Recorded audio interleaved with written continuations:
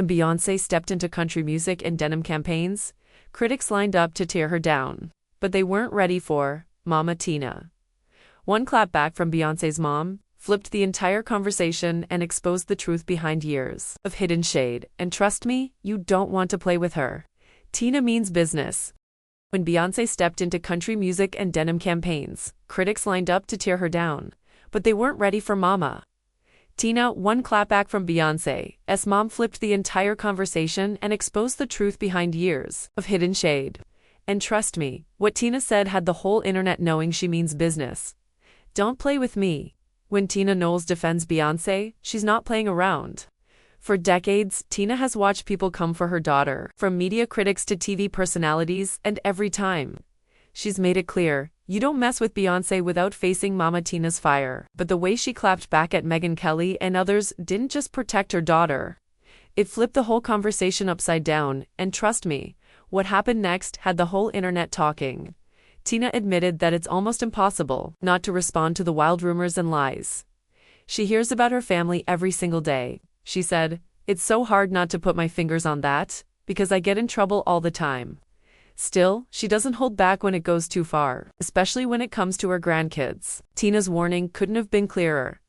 If you mess with my grandchildren, I'm coming for you. Period. That's not just talk. It's a mother's battle cry. But the real reason Tina reacts this way may go back to Beyoncé's childhood. Tina has revealed what really fueled Beyoncé's rise.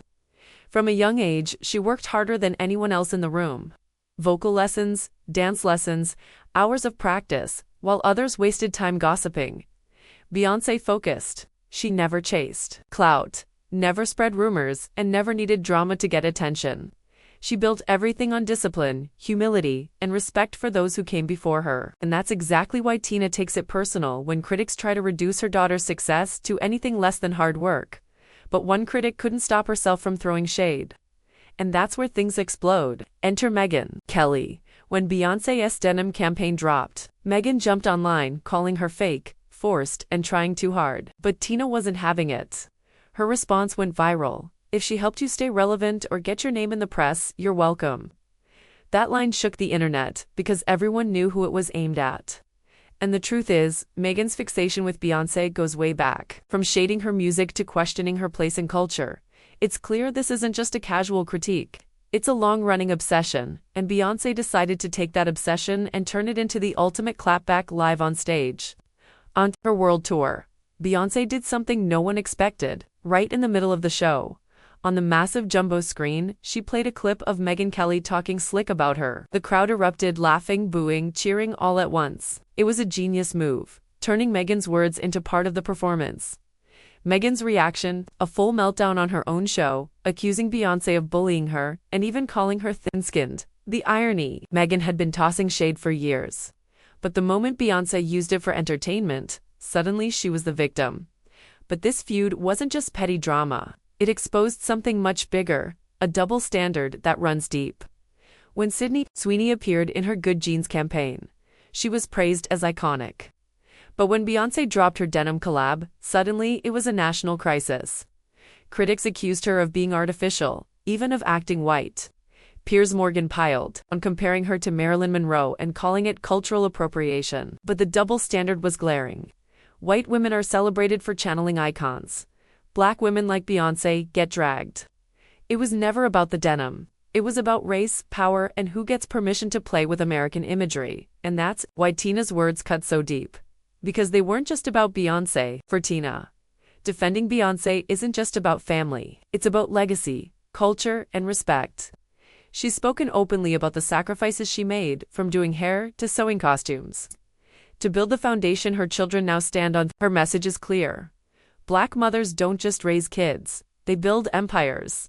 So when Tina claps back, it's not petty, it's history speaking through her. Her viral line, "If she helped you stay relevant, you're welcome," wasn't just shade. It was a reminder that Beyoncé's name has carried entire careers.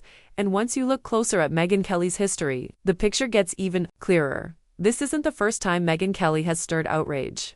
She defended blackface on live TV. She insisted Santa and Jesus were white. She brushed off Michelle Obama's experiences with racism as victim mentality. Over and over, she's minimized and mocked powerful black figures, So when she targets Beyoncé, it's not just personal, it's systemic.